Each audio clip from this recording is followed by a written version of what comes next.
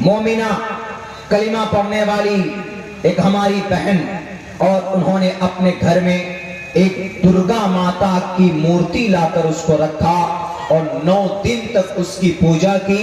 9 दिन के बाद उसको उठाकर गंगा में बहा के आए, गंगा में या किसी नदी में डाल दिया। और शायद उनका ये स्टेटमेंट है कि मदारिस, ये हमारे मुल्क में हमारे मौलाना और उलमा लोग हमें दबा के रखते हैं, हमें खुलकर जिंदगी नहीं गुजारने देते, नहीं जीने देते। मैं उन पर फतवा नहीं लगाऊंगा। मैं कोई बहुत बड़ा आलिम दीन नहीं हूं, मैं कोई प्रोफेसर नहीं हूं। I am a student of Islamic शरीया। I am a student of the lots of religion.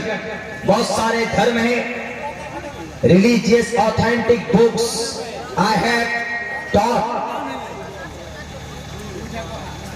मैं उनको ये बताना चाहूंगा कि सुनो मेरी बहन, आप अपने घर में मूर्ति रखिए या आप अपने घर में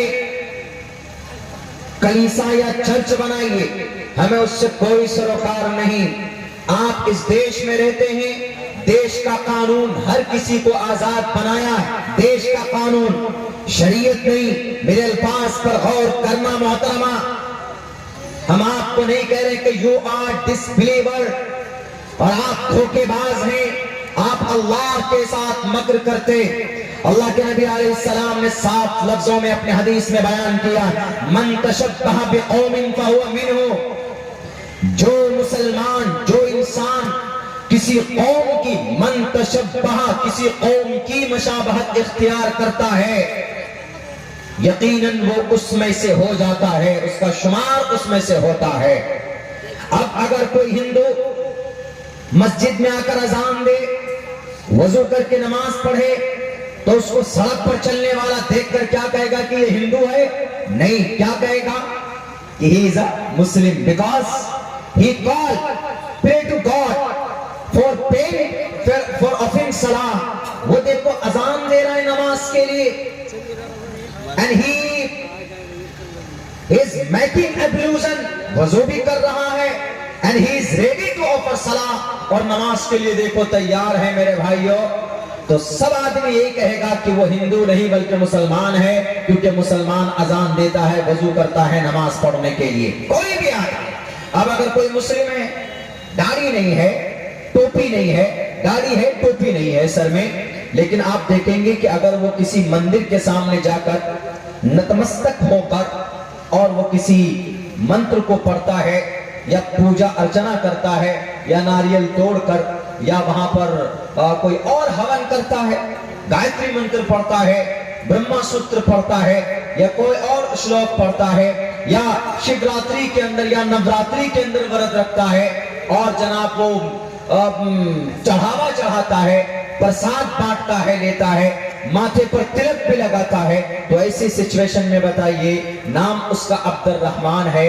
अगर कोई अजनबी आदमी को कहेंगे कि ये कौन आदमी है, बताओ जरा ये कौन है, हिंदू है कि मुसलमान है कि क्रिश्चियन है, वो आंख बंद करके ये कहेगा कि ये हिंदू है, क्योंकि ये पूजा भी कर रहा है, झुक भी रहा है, हाथ को भी जोड़कर सामने की मंत्र भी पढ़ रहा है, श्लोक भी पढ़ रहा है। तो आप कैसे कह सकते हो कि ये मुसलमान है? ये तो हिंदू है। क्यों? क्योंकि वो काम वैसा कर रहा है। तो अल्लाह के नबी ने क्या कहा, मन तशब्बह बिकौमिन, जो किसी कौम की, किसी समाज की, किसी कम्युनिटी की, उसकी तहजीब के मुताबिक, उसके अमल के मुताबिक उनकी मशाबहत इख्तियार करे, फहुवा मिन्हु, वो शख्स उसी में से हो जाता है। अगर कोई हिंदू नमाज पढ़ेगा तो नमाज पढ़ना मुसलमानों का फरीजा, नमाज पढ़ना मुसलमानों का काम, नमाज पढ़ना मुसलमानों का फेल है। अब वो मुसलमानों में इस हदीस के मुताबिक शुमार होने लगेगा। लेकिन अगर कोई मुसलमान नवरात्रि में दुर्गा पूजा में अगर मूर्ति सामने रखकर उसके सामने नतमस्तक होकर अगर उसकी पूजा करता है और वो यूं कहता है या कहती है कि मेरे दिल में खुदा है, मेरे दिमाग में खुदा है, मैं दिल से उसको नहीं करती हूँ, मैं एक सियासी लीडर हूँ, मैं एक प्रभारी हूं किसी डिस्ट्रिक्ट की, मैं किसी मखसूस पार्टी से ताल्लुक रखती हूं ताकि हमारे जनता नाराज ना हो, वो खुश होते रहे, उनको खुश करने के लिए मैं ये काम करती हूं और भारत का संविधान हमें इजाजत देता है, इसलिए मैं ये काम करती हूं। इसलिए मौलानाओं को इजाजत नहीं है कि मेरे खिलाफ कोई फतवा सादिर करे।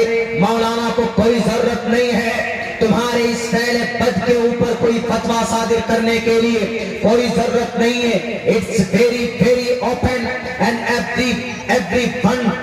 everyone understand about yourself। हर कोई तुम्हारे बारे में समझ सकता है कि तुम मूर्ति पूजा के सामने, मूर्ति के सामने पूजा करो और अपने घर में लाकर नवरात्रि में दुर्गा पूजा करते हैं तो तुम ये समझते हो कि हमारा अल्लाह हमसे खुश होगा। नबी ने तरीका बता दिया कि तुम्हारा शुमार अब मुसलमानों में नहीं है, भले ही तुम दिखावे दुनिया को दिखा दो, लेकिन तुमने फैल वैसा किया है। दुर्गा पूजा में मूर्ति कौन लाता है? कलिमा पढ़ने वाला लाता है। शरीयत इस्लाम में इसकी परमिशन है?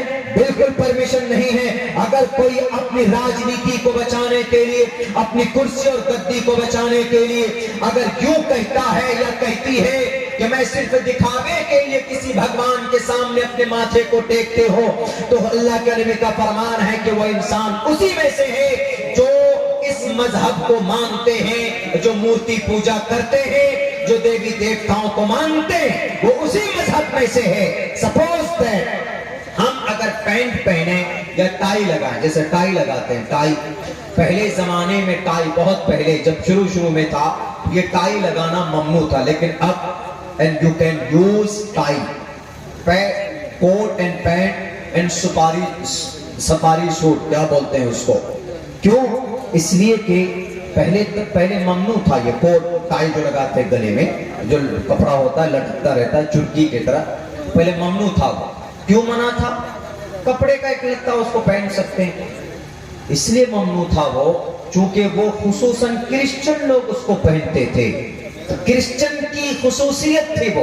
लेकिन अब वो चीज इतनी आम हो गई कि वो कुरान में उसकी ममानियत नहीं, अहादीस में फुरूई तौर पर उसकी सराहतन उसकी ममानियत नहीं।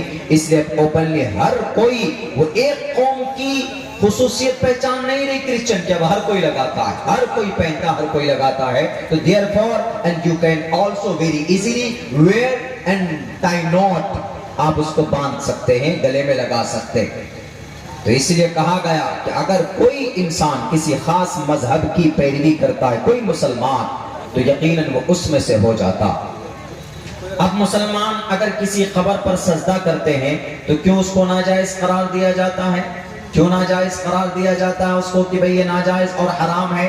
क्योंकि कब्र की पूजा करना गोया कि मूर्ति की पूजा करना है, और मूर्ति की पूजा करना, सजदा करना, मूर्ति के सामने अपने माथे को टेकना, अपने आप को नतमस्तक कहना, इस्लाम में ये परमिशन इसकी नहीं है।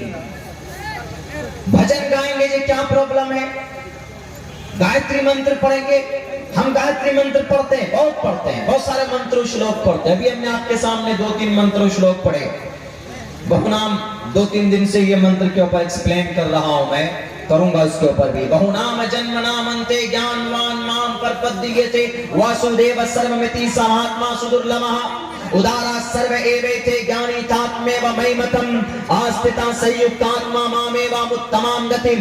दूसरे मंत्र का एक्सप्लेन करता, उदारा मंत्र है, संस्कृत में है। आप कहेंगे कि मौलाना इस हदीस की बुनियाद पर आप भी हिंदू हो गए। अल्लाह के नबी ने फरमाया है कि जो किसी कौम की मुशाबहत इख्तियार करता है वो उसमें से हो जाता है। तो इसका मतलब आप भी हिंदू हो गए, आप भी मुशरिकाना फैल किया जो मुशरिक लोग करते हैं, काफिर लोग करते हैं, डिसबिलीवर लोग करते हैं। तो मैं इसको सिर्फ इंफॉर्मेशन के तौर पर बता रहा हूं कि जो लोग तालीम को, ज्ञान को बुरा कहते हैं, उनकी किताब में भी तालीम है। मैं ये पढ़कर बता रहा हूं, मैं कर नहीं रहा हूं किसी को खुश करने के लिए कि मैं ये मंत्र पढ़ूंगा तो हिंदू भाई हमको सपोर्ट करेंगे कि मौलाना अब्दुल्ला भी मंत्र पढ़ रहा, देखो और मौलाना अब्दुल्ला को वोट डालो। मेरा कोई मकसद नहीं है।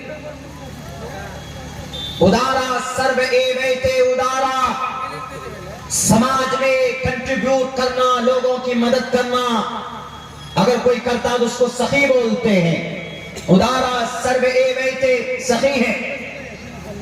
लेकिन ईश्वर कहता है ज्ञानी तात्मेव मयमतम। लेकिन सुनो दुनिया वालों, जिसके अंदर मेरा ज्ञान है वो साक्षात मैं हूं। यानी जो ज्ञानी है, जो तालीम याफ्ता लोग हैं, जो एजुकेटेड पर्सन हैं और जो खुसूसन धार्मिक एजुकेटेड लोग हैं, धार्मिक धर्म की जानकारी रखते हैं, धर्म मजहब की जानकारी रखते, यकीनन उसमें मैं हूं, 100% मैं हूं। उदारा सर्व एवैते ज्ञानी तात्मेव मयमतम आस्थितः सही युक्तात्मा मामेवानुत्तमां गतिम्। और सुनो, जिसके अंदर मजहब की जानकारी हो उसका सम्मान करो, क्योंकि उसके अंदर मैं हूं, गोया साक्षात मैं हूं, सरापा मैं हूं, तो उसकी इज्जत करो। मैंने सिर्फ इसलिए पढ़ा है इस श्लोक को कि इसके अंदर ईश्वर क्या कहना चाहता है कि लोगों, अगर कोई तुम्हारे समाज में पढ़ा लिखा है